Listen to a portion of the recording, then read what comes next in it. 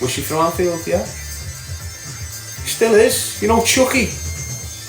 You know Chucky? See Chucky, the little fat scouser? That's the sister. You know the Darrys and the Moores and the Currys? It's all one big flick. So we go into the 18-week trial now. I'm on the 18-week trial with me and Mark Richardson, Stretch. He's doing a 35 rec now for the murder of Michael Wright. He got acquitted and within 2 years got himself a 38 rec. So anyway, we're on an 18-week trial now. Me and Mark. I'm screaming. That witness is biased. Why? Because she's having a relationship with Willie Moore. So I'm screaming this from the go. You can't be using this witness. She's biased. She's lying. The prosecution is saying there's no evidence. So this is all in the first trial, this. I'm screaming. This witness, she's not credible. She's in a relationship with Willie Moore and she's trying to get me lifed off for Willie Moore. And the judge and all that's going, there's no evidence to support this. And we're going at the prosecution going, there must be. Have you checked your paperwork? Bam. There's no evidence to support this. That was in the first trial. So now we're on the 18-week trial. And we've got this one girl, again, the main witness. But whilst I've gone away from the first trial, I'm now doing like a little few weeks, sitting off in jail while there's a break. And someone's contacted me.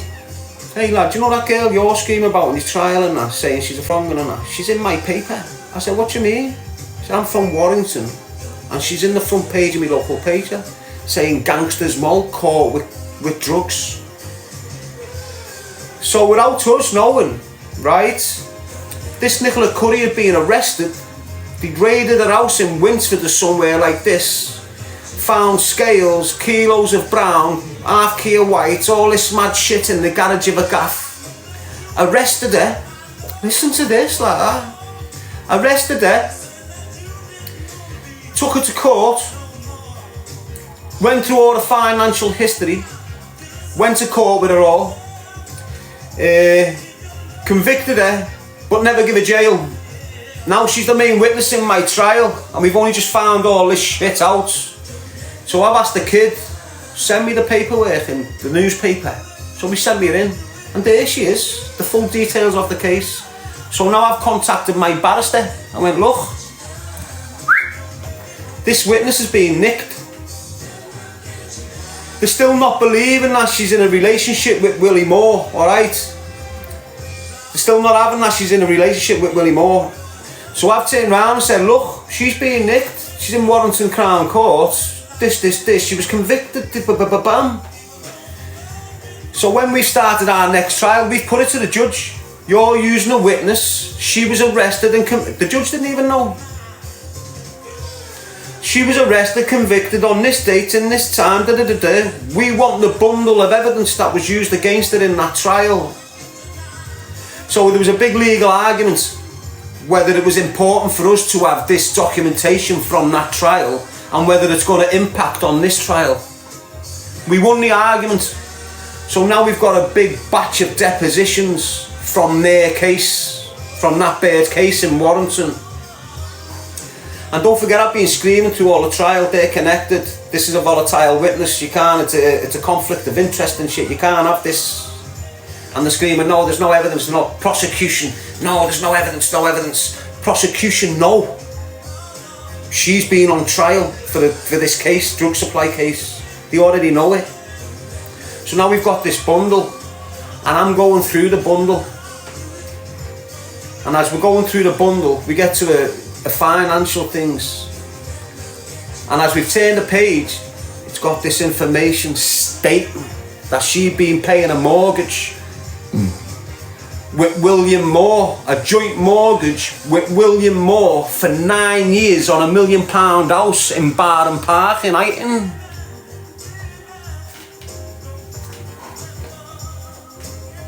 Mad that, isn't it?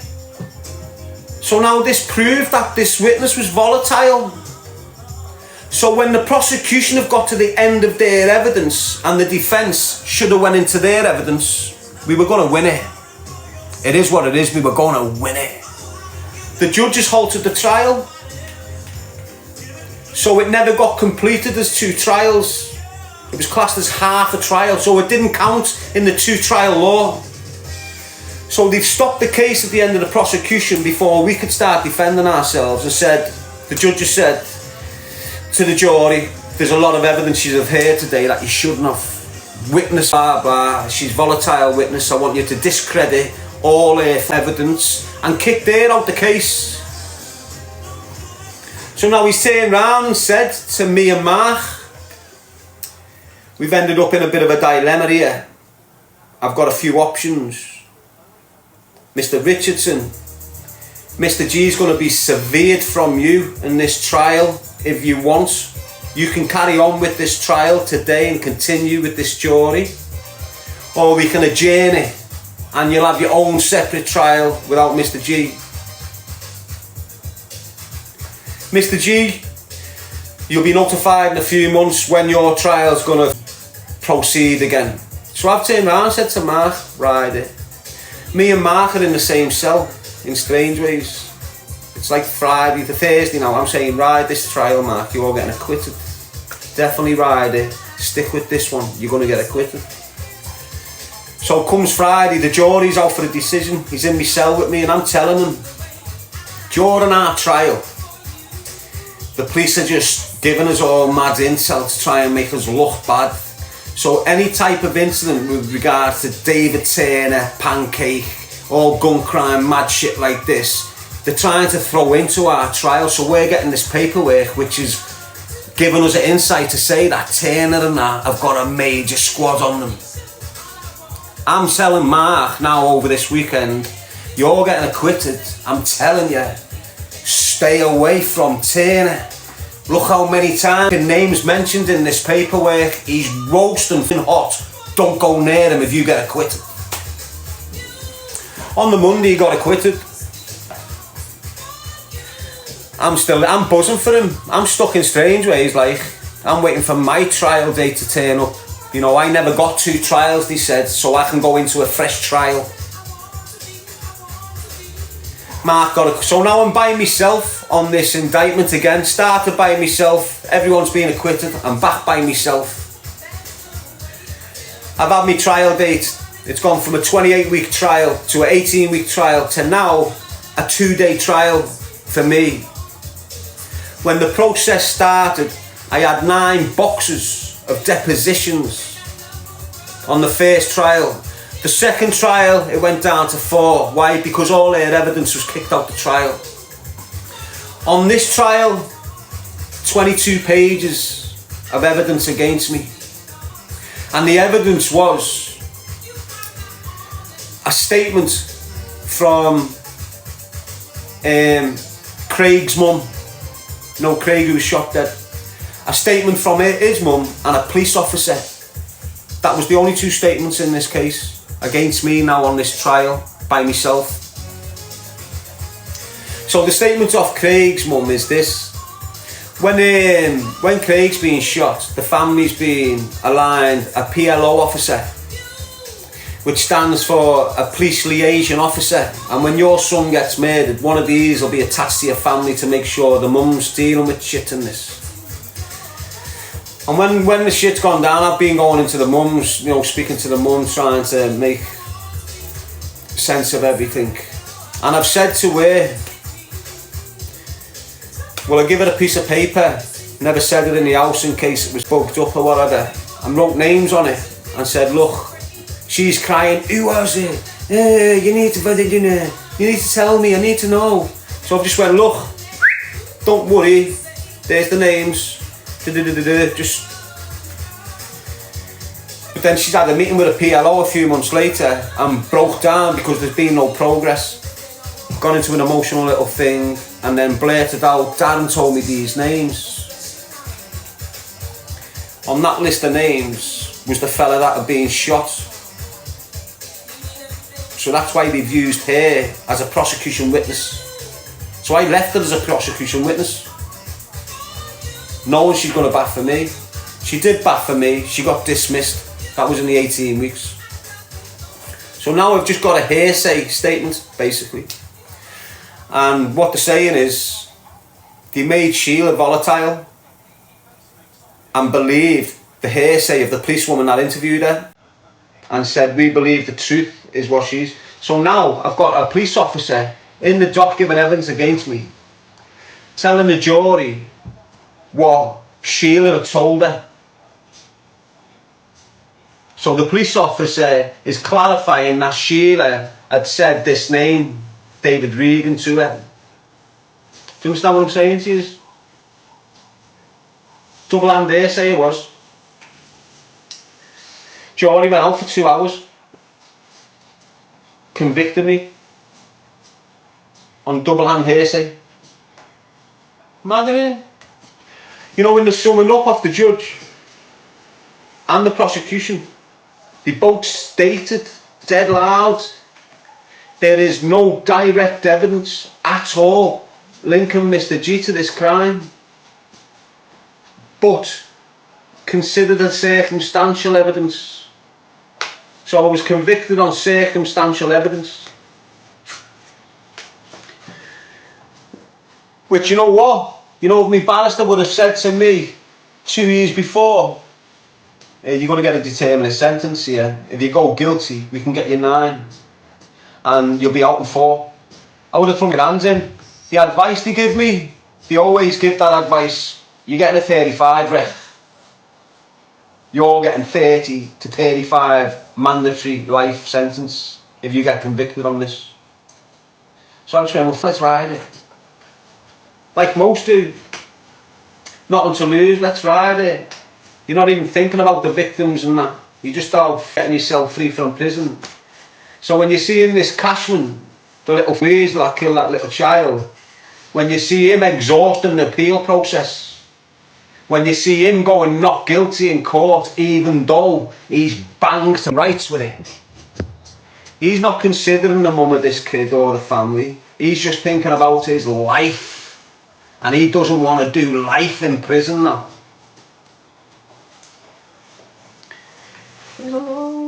Choose a life, not a knife. People don't get involved in that shit.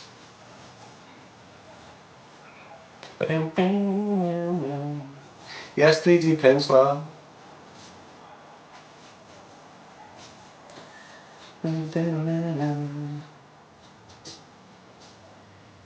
Nice one, Michelle. How are you, Patrick? You good?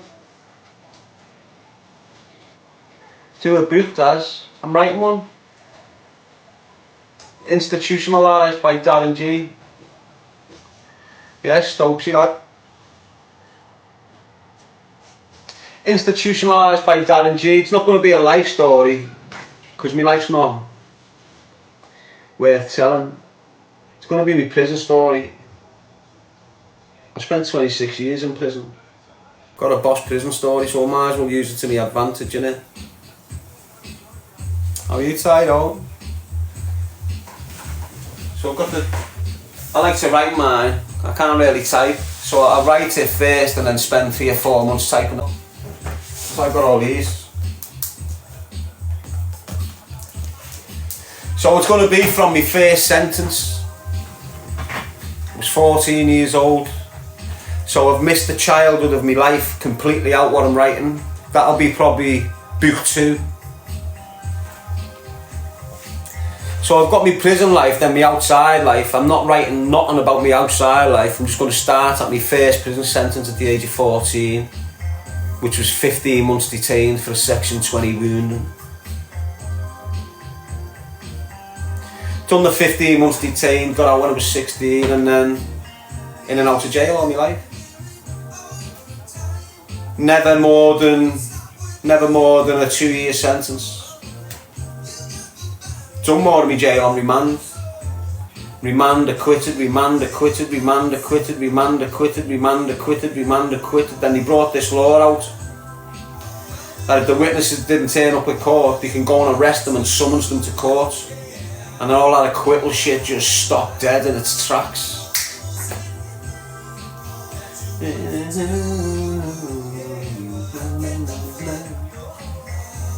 Well, it never done it to me in this trial. Have you heard of someone called Jarvis?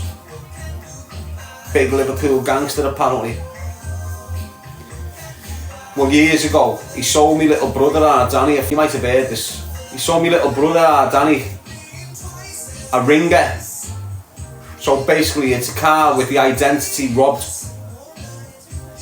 And they've sold the car to Danny. It was only a Fiesta Populous. But we were kids. One of them two were kids. Great. So Millsy lad. So Danny's bought this car. I'm just by mine, me, with my crossbow. We live by a railway track in Delamore Street. Have you heard of the Delamore firm? We lived on that road when we were kids. So I'm just out the back of my ma's house on the railway track with my crossbow, hitting targets with my crossbow. Danny's on a mad one like he always is down there doing whatever he does. And then I just hear all mad screeching from Danny in his new car. Then it's off. And then the next time I see him was like an hour later. Apparently he'd been pulled in the car. Police knew it was a ringer, took it off him. He's gone round to the kid that sold these men in this shop at the bottom of the road. He's gone round there thinking he's mad, they've weighed him in. So now Danny's coming outside my ma's covered in blood and shit going, they just weighed me in down there, into the kitchen, 2 each, wham, right down to the shop. We're only young, and these are like big men. One of them was called Paul Arden, and one was John Jarvis. So we what was it, Arden? No, we're Arden, sorry, it was forgot his name, but he lived off Bechro. Anyway, two of them, they weighed Danny in. Danny's come to ours, we've got the blades, shot down the shop. Now I'm just looking on damaging them. You've done that to me brother, you cheeky bastard, who the fuck is that? So we've steamed the shop. The other fella's not there, it's just that John Jarvis there now and his wife, Kathy. So we burst the shop, one, she's in the back anyway, he's in the front. One, what are you doing you little rat? He's gone to the back door and he's keeping the back door shut, so I'm trying to get him. You know, like the store door, you know, behind the shop, they got them little rooms. He's in there trying to save himself. So I'm going at him, just trying to get him, thinking Danny's doing the same. Darren, come here lads. Turn round, Danny's got the till, the biff the shelf, and he's burning out the shop, running up the streets. So now he's turned the thing into an aggravated robbery and all this shit because he snatched the till and the bifters. I was just looking on doing this fobbing for doing me brother. Crack fiend Danny took the till and the bifter shelf and ran up the street with it. Now we've got armed response all over the thing, gaff looking now. My ma's house is enclosed. Get nicked. Get nicked for all this madness, end up in court. Willie Moore, believe it or not, intimidated the witnesses. Got them not to attend court for us. You know, when things were good, when we were younger. Anyway,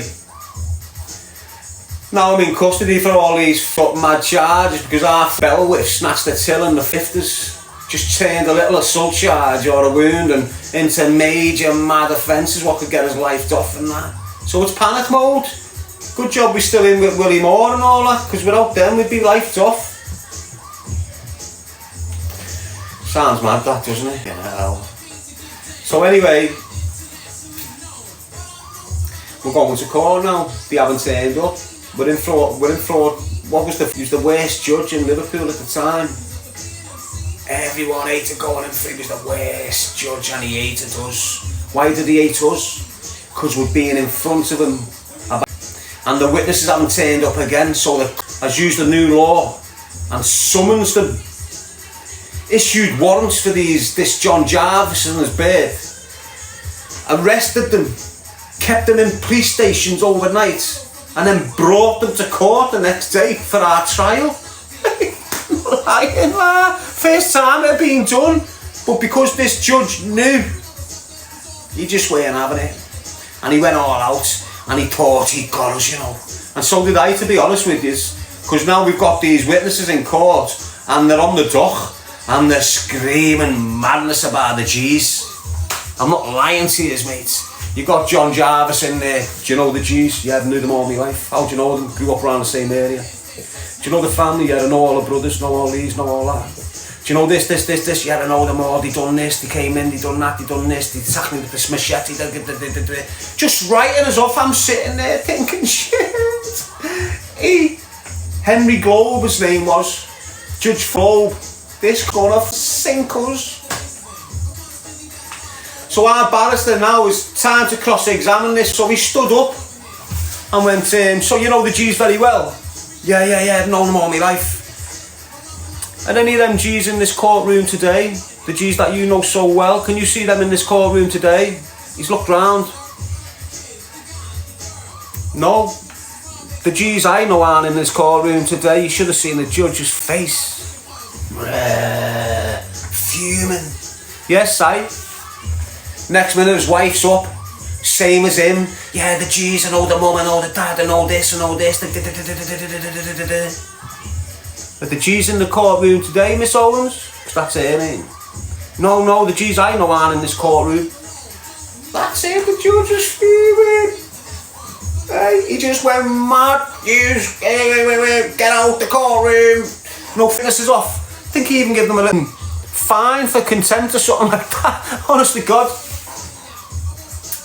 But now, where's that been on remand? Some woman used to look after me when I was getting kicked out of my ma's house and all this. Some woman used to babysit me called Pat. Laurie and Pat. And when I've gone to jail, they're one of the people that's writing to me whilst I'm in jail. The ones that used to look after me when I was a kid. And I'm writing back, they're asking me, what's this case about? And I've wrote back a few details about the case whilst I'm in the segregation unit in Old Course. There was a screw that worked down there, an Everton supporter, horrible. He's went out his way to photocopy the letter and give it to the police because it mentioned the case I'm on trial for. So now, because these witnesses are f***ed up, Danny's been acquitted. Danny's gone. Now they're keeping me in custody to decide whether they can prosecute me on this letter. 7 days later, acquitted. Henry Globe, that's what he was, lad. Top judge, mate. Recorded at Liverpool at one point in this, I think, if it serves me correct. Mad story, that, innit? Mad story, that. But it's all true, mate. And that's what happens when you've got crazy brothers, mate. You just end up in a mess all your life, like that. You do, mate, because you just got to stand on left, right and centre for your brothers.